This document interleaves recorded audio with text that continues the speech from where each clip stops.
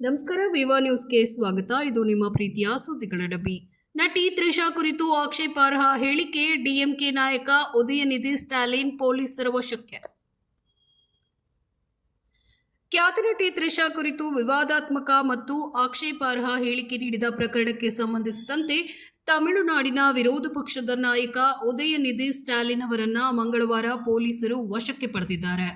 ಕಾವೇರಿ ವಿಚಾರವಾಗಿ ತಾಂಜಾವೂರಿನಲ್ಲಿ ನಡೆದ ರೈತರ ಪ್ರತಿಭಟನಾ ಸಭೆಯಲ್ಲಿ ಮಹಿಳೆಯರ ವಿರುದ್ಧ ಅವಹೇಳನಕಾರಿ ಹೇಳಿಕೆ ನೀಡಿದ ಹಿನ್ನೆಲೆಯಲ್ಲಿ ಚೆನ್ನೈನ ನೀಲಾಂಕರೈ ನಿವಾಸದಿಂದ ಪೊಲೀಸರು ಉದಯನಿಧಿ ಸ್ಟಾಲಿನ್ ಅವರನ್ನ ವಶಕ್ಕೆ ಪಡೆದುಕೊಂಡಿದ್ದಾರೆ.